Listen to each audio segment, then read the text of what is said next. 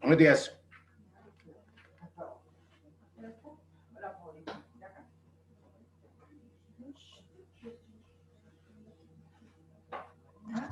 Buenos días, profesor. ¿Vamos bien o no?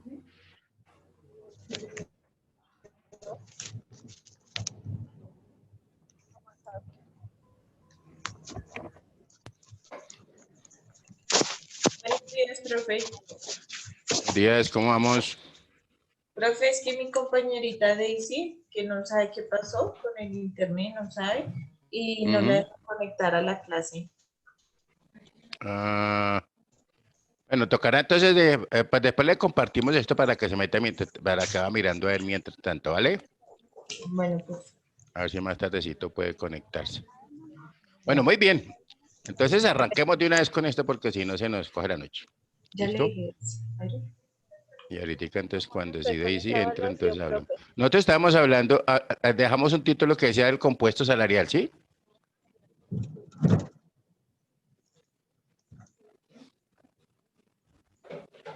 Profe. ¿Y qué alcanzamos a decir del Sí, compuesto profe. salarial? Solo ¿Cómo? decía el compuesto salarial, factores internos y externos. Factores internos y externos. Muy bien. Esos factores internos y externos de los salarios hay que tener en cuenta, debemos tenerlo en cuenta, ¿cierto? Para lo que es cuando uno está haciendo una estructura salarial, que es bien interesante.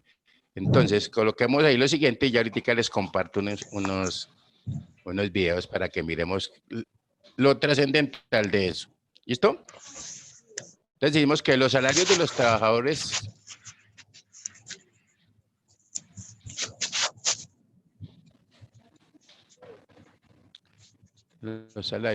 trabajadores se encuentran condicionados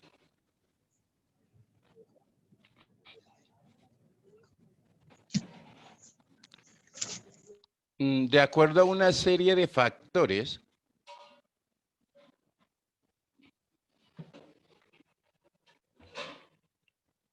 que determinan sus valores, coma. Estos factores se denominan compuestos salarial y entre ellos podemos encontrar dos puntos A.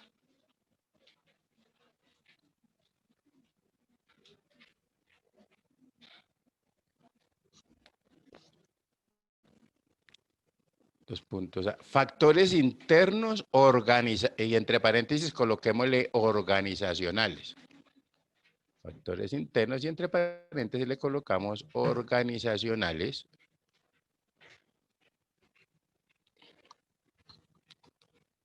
Dos puntos.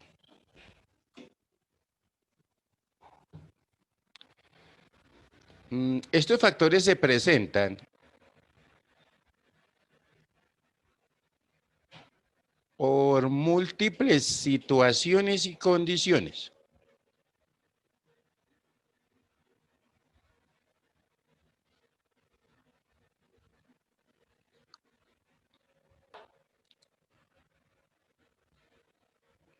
Coma, propias de la empresa o la organización. Profe, por múltiples situaciones. Y condiciones. Propias de la empresa o la organización.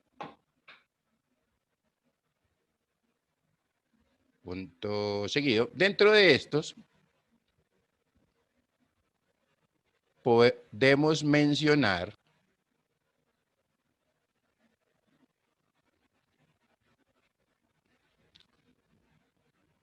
punto y coma.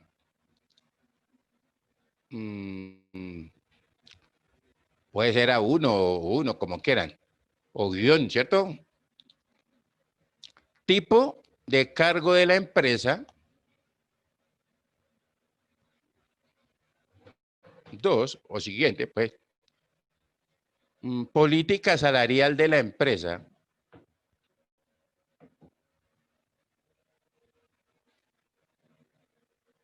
Tres, capacidad financiera. y desempeño general de la empresa.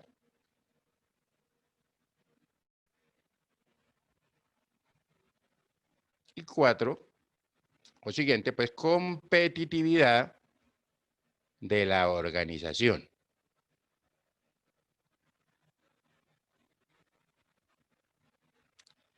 Punto aparte, hablamos ahora de B, factores externos.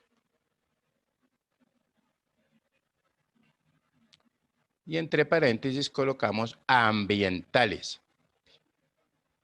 Se me fue esto aquí. Entre paréntesis, ambientales, 2 puntos.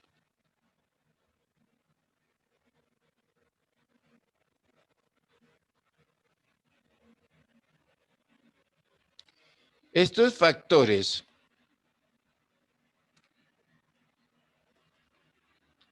se refieren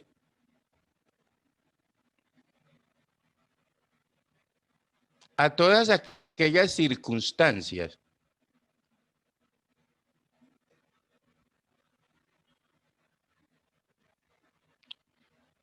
que influyen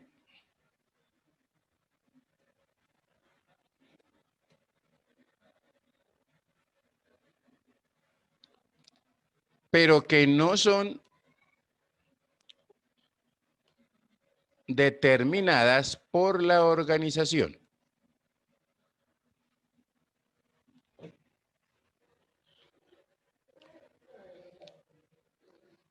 Coma, sino por políticas gubernamentales, coma,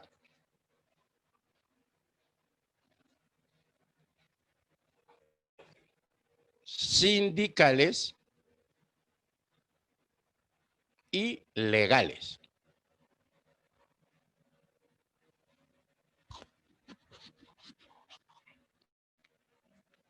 Punto seguido. Dentro de este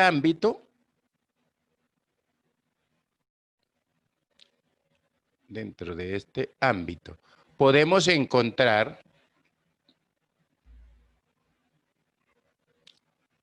punto y coma. Entonces decimos B1 o guión, como quieran. O primero, ¿cierto? Entonces decimos situación del mercado de trabajo.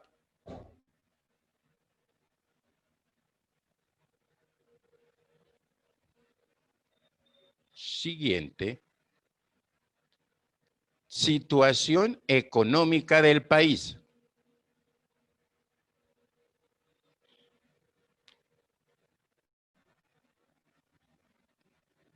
Siguiente. Sindicatos y negociaciones colectivas.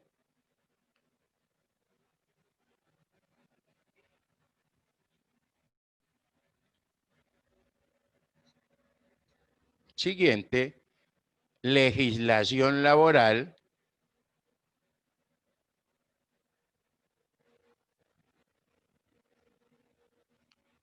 Siguiente, situación del mercado de clientes.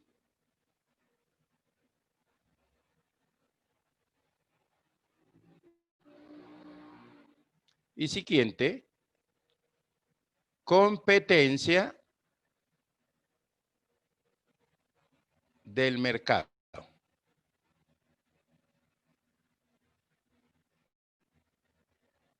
¿Listo? Entonces, si nosotros analizamos, comenzamos a mirar, entonces uno dice, bueno, pero observen que cuando yo estoy hablando de una estructura, ¿cierto? O estoy hablando de un nivel de salario, no solamente depende de la empresa, sino que hay varias circunstancias que lo pueden afectar en un momento determinado.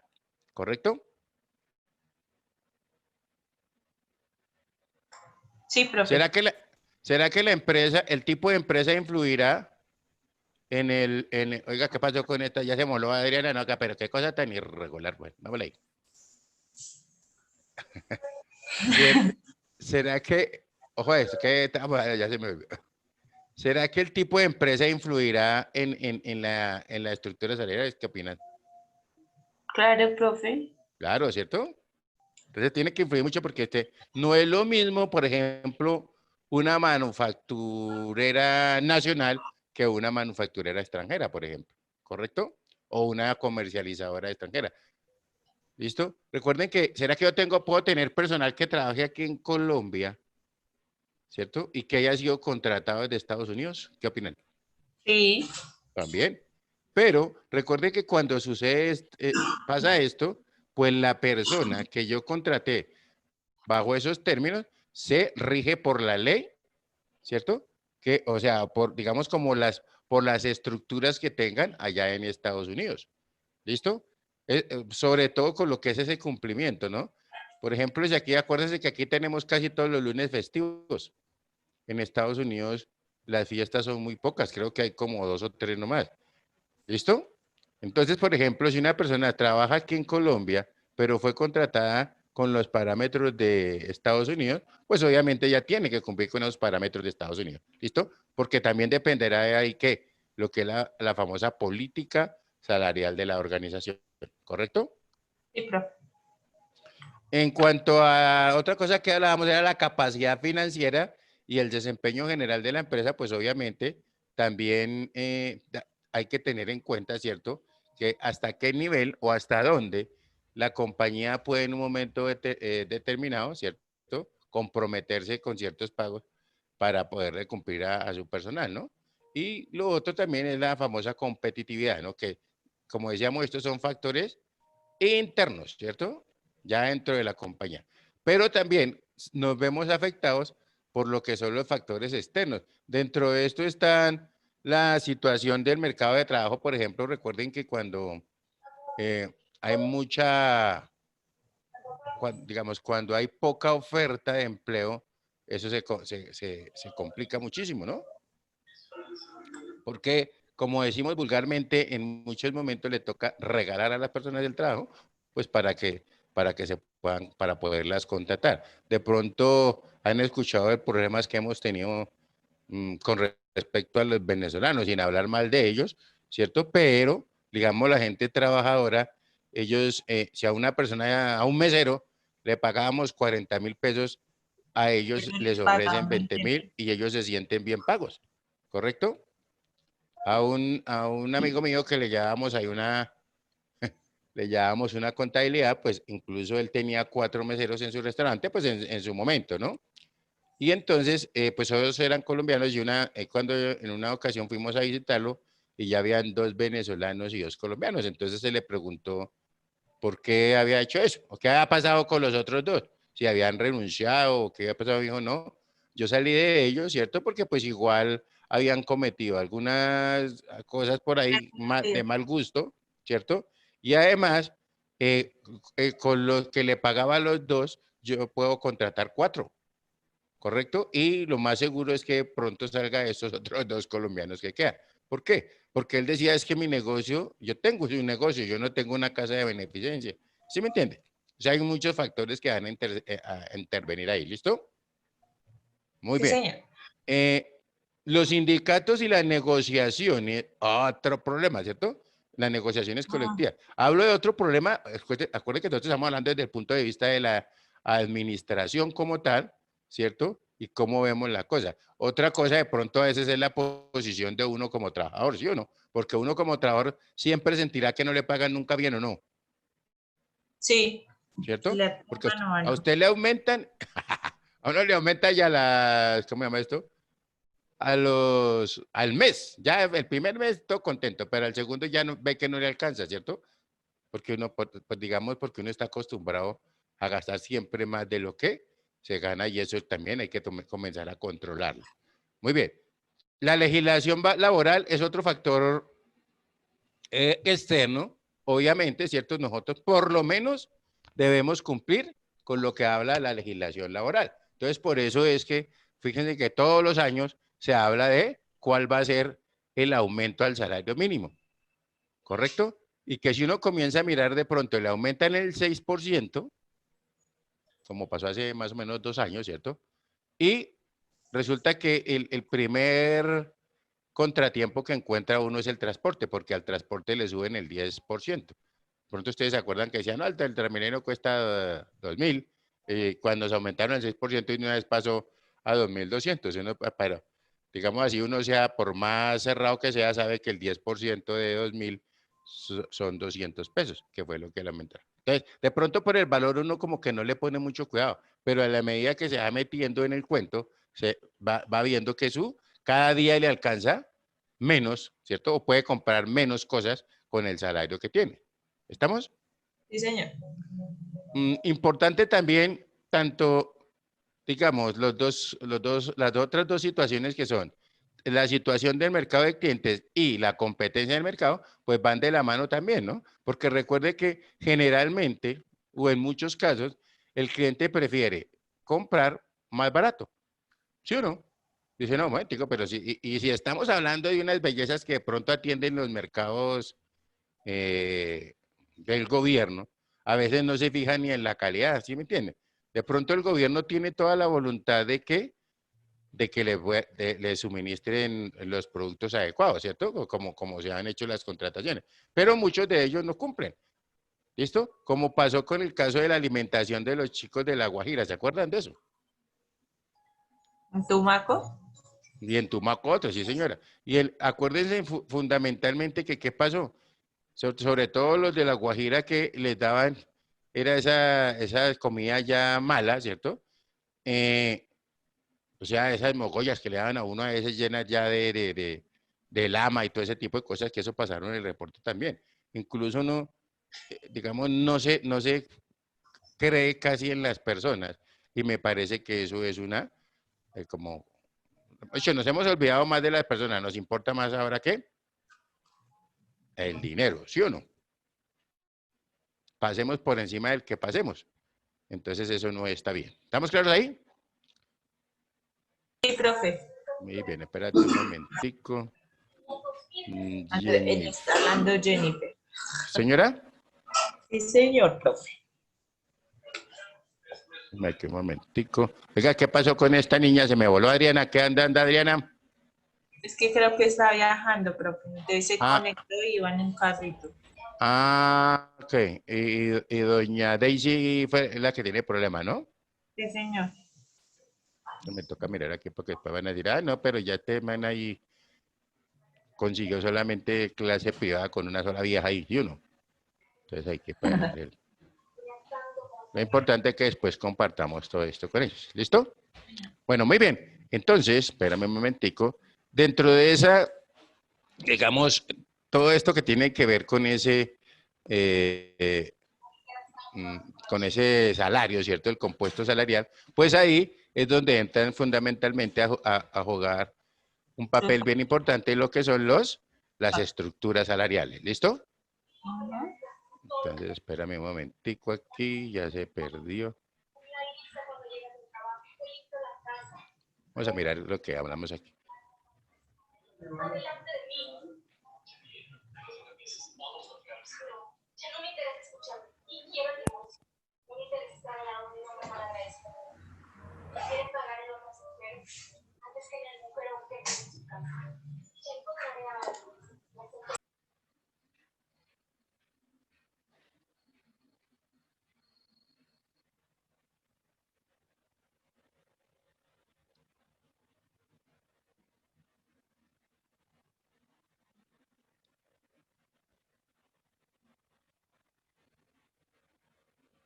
¿Estás viendo mi pantalla?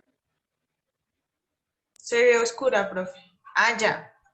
Dice No, Big llegando, bueno. River Creek.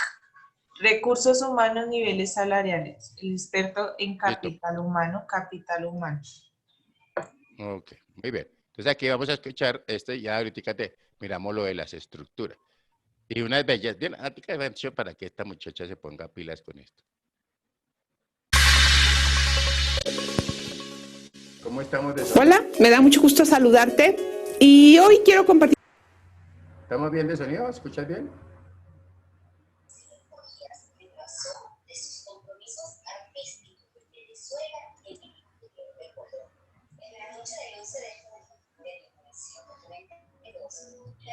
¿Te escuchamos bien? Ya no se escucha, profe. No le ha puesto. Ya le puse, lo que pasa es que como no me respondiste. Tiene un pues, tema que es un poquito así como delicado. ¿Ahora sí?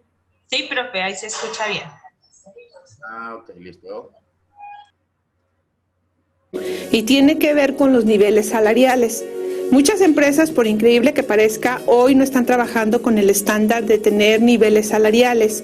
Y es por eso que yo quiero compartir por qué es importante tener niveles salariales a todos los niveles de tu organización. Un problema frecuente y que es la realidad, lo queramos o no, es que la gente gasta más de lo que gana. Y siempre en su mente está que se debe de dar un aumento. Esto realmente es un problema social en México y Latinoamérica porque la gente no se administra correctamente y entonces el problema de su falta de administración se lo quieren trasladar a la organización. Una muy buena práctica y que tienen las franquicias que no lo tiene ningún negocio, tiene que ver con que ellas son exitosas porque tienen muy bien definido el tabulador y un presupuesto asignado para cada tipo de puesto. Por eso tienen más vidas que un negocio normal, porque son muy ordenados en el tema de los salarios. A mí me ha tocado conocer personas que llevan 15, 30 años en la organización y cada vez quieren más aumento, más aumento, más aumento. Pero yo me pregunto, ¿por qué? Si está en el mismo puesto. ¿Y por qué se le debe de dar más aumentos? Por el tiempo. A veces está acá malentendido en la cabeza de que realmente en la antigüedad me tienen que dar cada vez más aumentos y más aumentos. Y esto pone en graves problemas a las organizaciones por no tener orden en los niveles salariales. Los niveles salariales son tu mejor amigo, pues es un tabulador donde las empresas definen los niveles de diferentes tipos de sueldo con un rango que van a tener las personas y de ahí recursos humanos se alinea y luego no hay problemas o sentimientos de alguien que esté en el mismo nivel que gane más y el otro gane menos. Aquí es estándar como una franquicia. Otro punto importante es cuando aplica un aumento. Esto lo debemos de clarificar y dejar muy claro para todo el personal de la organización. Los aumentos por ley, pues por supuesto que se dan y eso se dan cada año. También una parte importante es que ante un resultado espectacular, después de un tiempo puede motivar al personal, pero eso lo tienes que valorar y lo tienes que tener como incentivos en ese nivel salarial para si luego hay una persona en ese mismo nivel de puesto que da un resultado espectacular, pues le apliques el mismo bono y no haya diferencias. Otro punto también muy importante es cuando hay la promoción a un nuevo puesto. Ahí también aplica un aumento. Ahora, ¿por qué es importantísimo tener orden? ¿Cuáles son los beneficios? Bueno, en primer lugar es porque al tener un nivel salarial o un tabulador, nunca te vas a sobrepasar del presupuesto y esto va a hacer que tu organización o tu empresa sea muy ordenada en el tema de los salarios. También a tu gente le va a quedar muy claro que hay un tabulador y que es lo que se maneja dentro de la organización. Esto manda también un mensaje de que si quiere mejorar o quiere tener un mejor puesto, pues el colaborador tiene que esforzarse, tiene que trabajar para que suceda. Y otro punto también es que la gente no pide aumentos. Cuando está claro que se trabaja por niveles salariales y qué tienes que hacer para llegar a otro nivel salarial, pues esta parte de andar solicitando aumentos va a disminuir considerablemente porque para los colaboradores de tu organización está claro cómo se maneja el tema de aumentos dentro de tu organización. Por favor, ponte a trabajar, valídalo, comunícalo y que tengas mejores resultados. Te deseo mucho éxito y cualquier duda estoy para apoyarte. Gracias. Bueno, pues muchas gracias por ver este video. No olvides, por favor, darle manita arriba y compartirlo en tus redes sociales. Suscríbete al canal y si quieres estar en contacto conmigo... Profe, no pausó el... Ah, ya.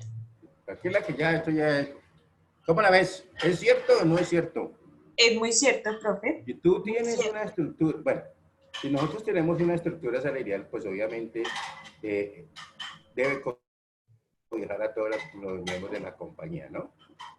Okay. Entonces, ya sabemos, estructura salarial fundamental, que era lo que les decía hace 8 días, que en las organizaciones, ¿cierto?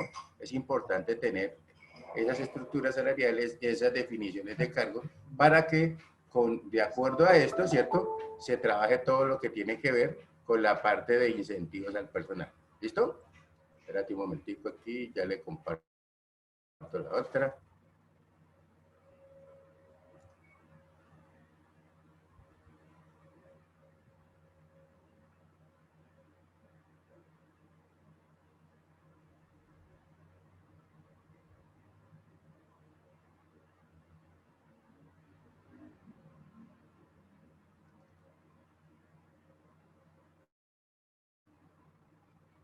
Tabulador salarial.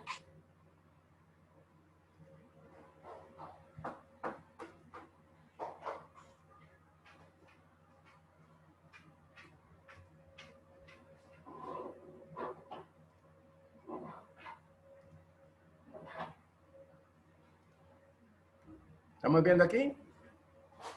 ¿En pantalla? Profe, tabulador salarial. Ok. Para que una organización tenga una adecuada política de pago, deberá ser internamente equitativa y externamente competitiva, además de superar el límite de la curva del costo de vida. De esta forma se podrá contar con diversos planes de motivación y desarrollo para sus empleados. Para el empleado, la remuneración que recibe dentro de su organización nunca será suficiente.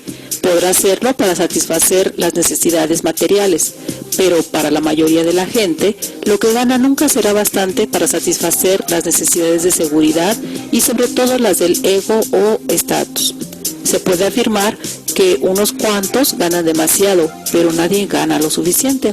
El empleado no ve la remuneración como una cantidad técnicamente definida con la que se pretende mantenerlo en una posición competitiva y premiarlo por su contribución a los resultados de la empresa. Por más que lo anterior se comprenda racionalmente, la realidad es que en cualquier ser humano predomina una especie de egoísmo basado en las leyes del menor esfuerzo y la máxima utilidad. Esto lo vamos a reducir a través de la elaboración de tabulador. Antes de su desarrollo, vamos a partir de un estudio y análisis integral que involucra el análisis y descripción de puestos para realizar una estructura organizacional, la evaluación de puestos, la curva de equidad interna, el mercado de trabajo, el costo de vida, el análisis de factibilidad económica y determinación del posicionamiento, así como también la política de pago para realizar la estructura salarial. Una vez que se ha realizado lo anterior, ahora sí podremos elaborar el tabulador. Para determinar si el nivel de pago es correcto, vamos a hacer una combinación gráfica de los puntos totales obtenidos en la evaluación de puestos y el nivel de pago de cada puesto. Entonces el tabulador nos señala los valores monetarios que deben corresponder a las diferentes categorías de puestos. Hay dos tipos de tabuladores: los rígidos, que marcan un sueldo único para cada categoría, y el flexible, que establece desde un mínimo hasta un máximo para cada una de ellas. Una vez que se encuentre diseñado el tabulador, podríamos propiciar políticas y aplicar algunas que ya establecimos desde la planeación.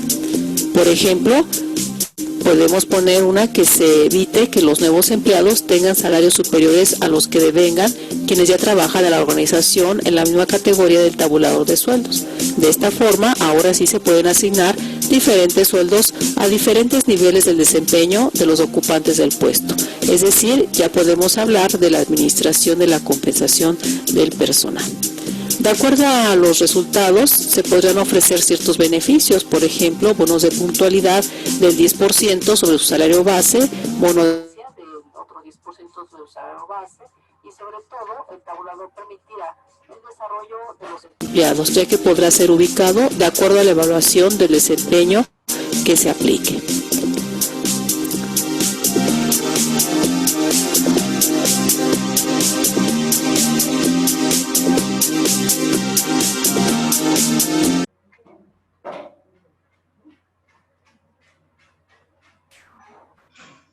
Profe. Señora. Pensé que se había ido. No, tranquila, momento que yo estoy aquí, entonces no se preocupe, que estoy aquí para atenderlos. Muy bien, y entonces miremos ahora sí.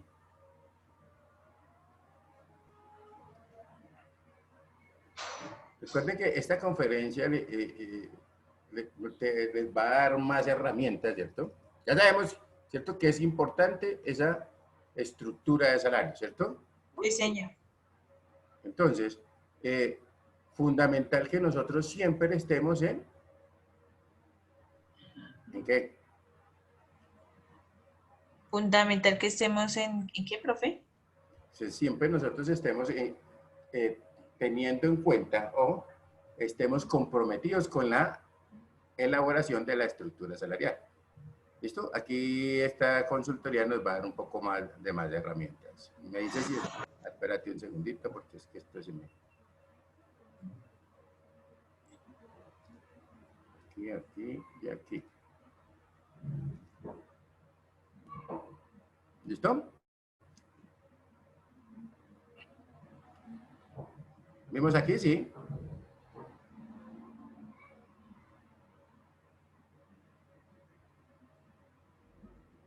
¿Está viendo mi pantalla? Sí, profe. Evaluación de impuestos y estructuras salariales, parte 12. Ok. Ya nos han dado, ¿cierto? Ya nos han dado como una introducción, ¿cierto? En un momento determinado de qué es lo que nosotros necesitamos, ¿cierto? En un momento determinado para poder manejar una buena estructura salarial, ¿no? El análisis de cargos y ese tipo de cosas. Vamos a escuchar esto entonces. Dentro de nuestra línea de difusión, fundamentos y herramientas. ¿Escuchas bien? Sí, profe. Ok. De gestión empresarial, en esta ocasión presentamos el tema evaluación de puestos y estructuras salariales. Este material está extensamente desarrollado en el libro Diseño del Sistema Salarial en la empresa de hoy, cuyos autores son nuestros socios Santiago Segura Rodríguez y José Luis Segura.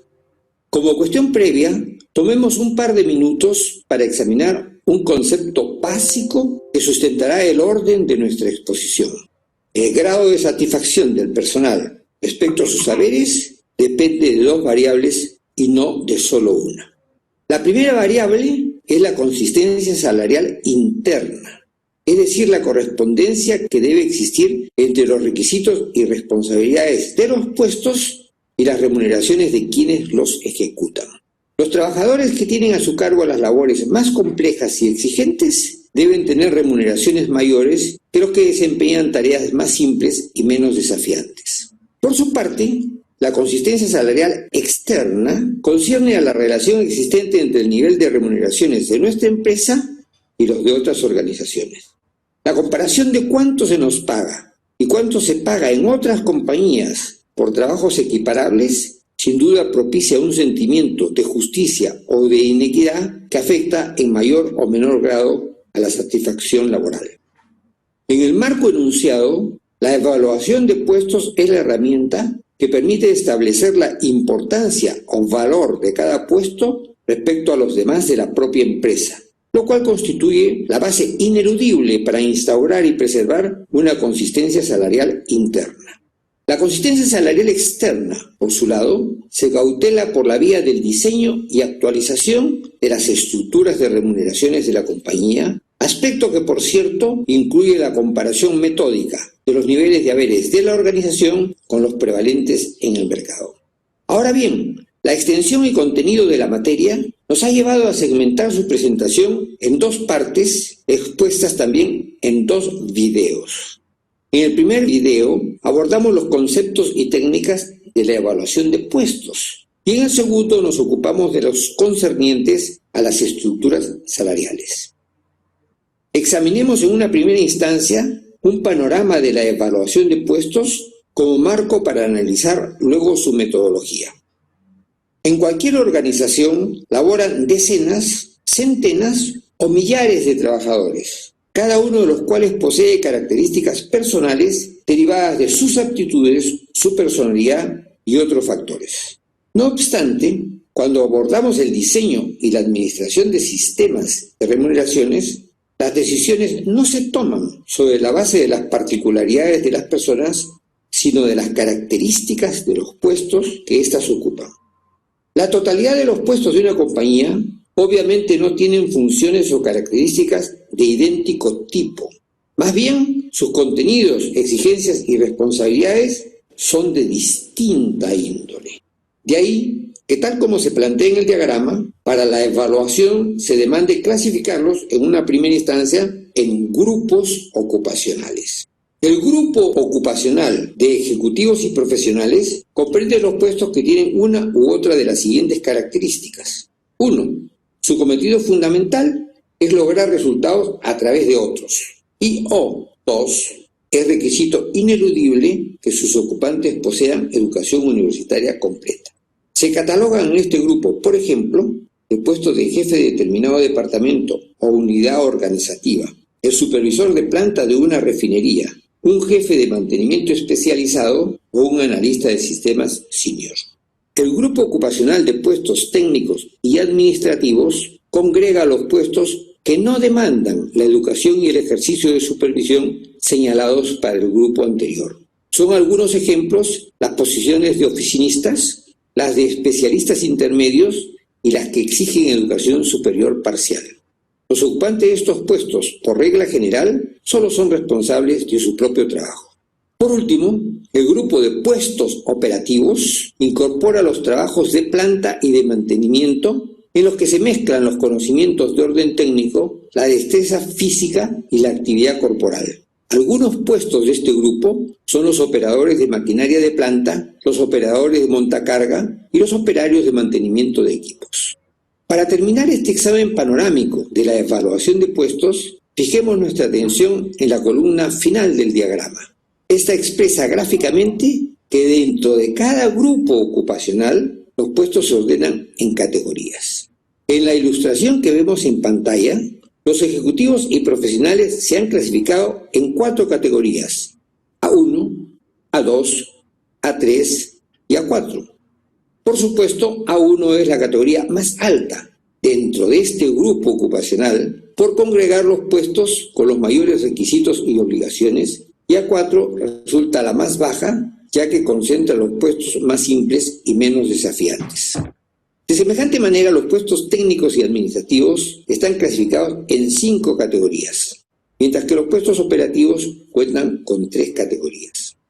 Obviamente, en la práctica el número de categorías de cada grupo ocupacional puede ser mayor o menor que en el ejemplo, dependiendo del giro de cada empresa, de la naturaleza de sus operaciones y de la complejidad en general de sus actividades. La revisión panorámica efectuada pone sin duda de manifiesto que la finalidad u objetivo último de la evaluación de puestos es la clasificación de estos en categorías dentro de sus respectivos grupos ocupacionales, como paso indispensable para diseñar un sistema de gobierno de las remuneraciones. ¿Cómo diseñar un sistema de evaluación de puestos? Un sistema de evaluación de puestos está conformado por un conjunto de normas, procedimientos y documentación de los puestos de trabajo que permiten clasificar a estos en categorías. El diseño de tal sistema consta de las 3 fases que se exhiben en la pantalla, fases que compete ejecutarse para cada uno de los grupos ocupacionales. La primera fase consiste en diseñar el manual de evaluación de puestos. Este es el instrumento fundamental de cualquier sistema de evaluación, pues constituye el patrón de medida que permitirá determinar los valores relativos de cada uno de los puestos en función de sus respectivas complejidades y responsabilidades. Un manual de evaluación de puestos contiene los factores que a manera de termómetros posibilitan medir las diversas características de los puestos. Como ilustración, en la pantalla vemos los 5 factores del manual del grupo ocupacional de ejecutivos y profesionales de una empresa cliente nuestra: formación, autonomía del trabajo, responsabilidad por resultados, responsabilidad por supervisión y responsabilidad por informes. Cada factor del manual cuenta con una escala de grados y puntos que permiten señalar la intensidad con que se presenta la característica particular en los puestos por valorar. En el caso, por ejemplo, del factor formación, observemos que tiene desde 1 hasta 13 grados, identificados con números romanos, y que cada grado posee un valor en puntos que fluctúa entre 25 y 250. Para fines de la evaluación, los grados y los puntos del factor formación resultan de hallar la intersección de las filas, educación indispensable para desempeñar el puesto, con las columnas, rangos de la experiencia requerida. Así, por ejemplo, si si determinado puesto tuviera un requerimiento de educación superior universitaria, fila 2, y demandara 2 años de experiencia, columna C, le correspondería a la posición 2C en la matriz y su grado sería 6 romano, con lo que obtendrían los correspondientes 119 puntos. Los restantes factores tienen, para todo fin conceptual, similar conformación y aplicación. Por ejemplo, en 3 puestos evaluados con este manual, las calificaciones en los 5 factores fueron las que veremos a continuación. El puesto de asistente legal alcanzó 560 puntos, el de auxiliar administrativo 192 puntos y el supervisor de digitación 373 puntos. La tabla incluida al final del manual establece los rangos de puntos que corresponden a cada categoría del grupo ocupacional. Si la aplicamos a los 3 puestos del ejemplo, al asistente legal le correspondería la categoría 2 por estar en el rango 501 a 650 puntos. Haciendo lo mismo con el auxiliar administrativo, es claro que está clasificado en la categoría 5, cuyo rango va de 0 a 200 puntos. Y el supervisor de digitación en la categoría 3, pues su calificación está en el rango de 351 a 500 puntos. La segunda fase del diseño del sistema consiste en efectuar el análisis de los puestos del grupo ocupacional bajo estudio. En este paso, se persigue acopiar información sobre las tareas, requisitos y responsabilidades de los puestos y volcarla en sus respectivas descripciones. En pantalla vemos un segmento de la descripción de un puesto. La elaboración de las descripciones de los puestos demanda un acopio de la información sobre sus contenidos, requisitos y responsabilidades, lo que puede hacerse recurriendo a uno de los siguientes 4 métodos. El método de la observación consiste en constatar visualmente cuáles son las tareas componentes del puesto, presenciando la ejecución del trabajo a lo largo de cierto lapso. Este método es solo útil para puestos cuyas tareas pueden presenciarse y para trabajos repetitivos de ciclo corto que no demandan observación por un tiempo desmedido. En el segundo método, la entrevista, la información del puesto se recoge mediante una relación verbal con el ejecutante del trabajo, con un jefe autorizado por la empresa o por ambos juntos o por separado. El lado positivo de esta vía es que el proceso es controlado por el analista, especialista que conoce qué información sobre los puestos es importante y pertinente para la evaluación. En la encuesta, el tercer método, se pide a los ejecutores del trabajo o a algún miembro autorizado de la cadena de mando que expongan por escrito, utilizando un formulario apropiado, la información requerida sobre los puestos. Por cierto, este mecanismo solo es aplicable para analizar puestos cuyos ocupantes estén habituados a expresar sus ideas por escrito.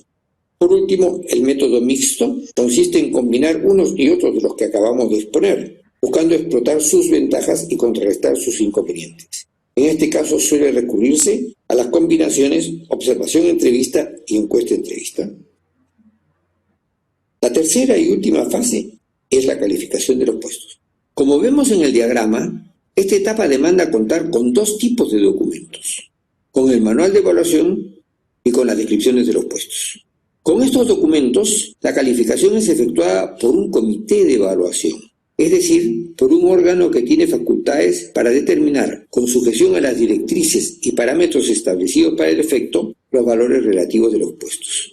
El comité de evaluación es el núcleo de la evaluación de puestos, ya que su actuación determina, en última instancia, la consistencia y la calidad de los resultados del conjunto del proceso. Desde luego, en cada compañía debería existir tantos comités de evaluación como grupos ocupacionales haya.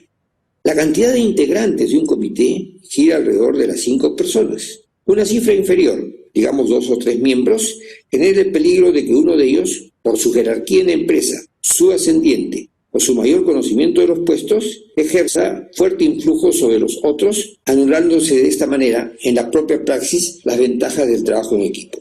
En el otro extremo, cuando se sobrepasa en exceso los 5 integrantes, suele resultar difícil laborar fluidamente al surgir una natural tendencia a la constitución de subgrupos, hecho que atenta contra el método y orden necesarios para el intercambio sistemático de puntos de vista y el logro de resultados coherentes. La selección misma de las personas que conformarán el comité es otro asunto de la mayor importancia. Al respecto, es necesario cuidar que cada integrante reúna ciertas calidades.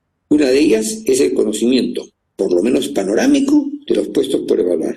Otros atributos son la capacidad para trabajar en equipo y la entereza, tanto para sostener sus posiciones en las sesiones del comité como para enfrentar solidariamente cualquier situación que pudiera derivarse de las decisiones adoptadas por el grupo. Pues bien, la ejecución de las 3 fases del diseño del sistema para cada uno de los grupos ocupacionales da lugar a la clasificación de los puestos en categorías. Y, como ya lo manifestáramos, sigue la tarea de traducir los resultados de dichas categorías a valores monetarios, tema que se expone in extenso en la parte 2 del curso, la que se incluye en un segundo video. Esperamos que este material les sea provechoso. Agradecemos su atención y lo invitamos a visualizar los tópicos de nuestra colección. Para acceder adicional sobre los servicios de nuestra consultora, visite nuestra página web. Muy bien. Listo.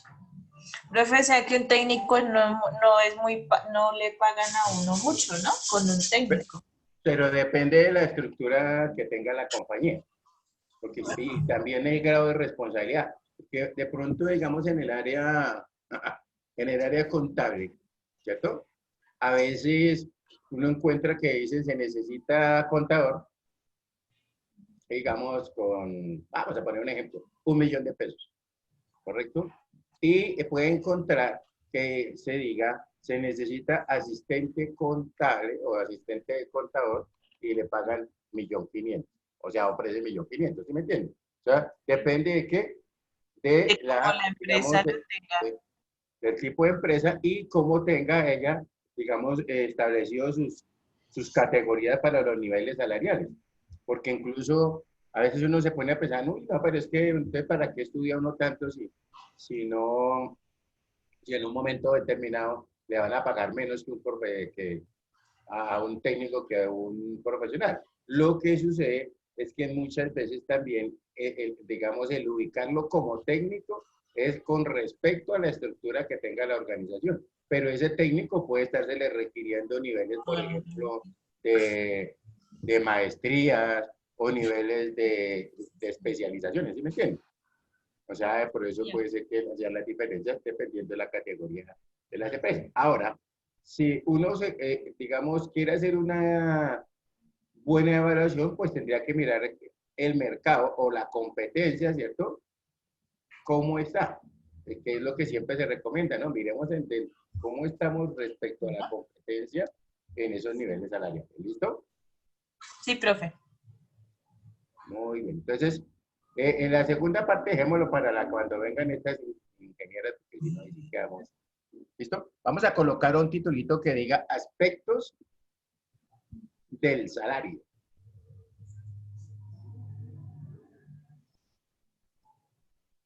Y entre paréntesis colocamos jurídico, coma, moral, coma. ¿Baño? Jurídico, coma, moral, coma, económico y administrativo.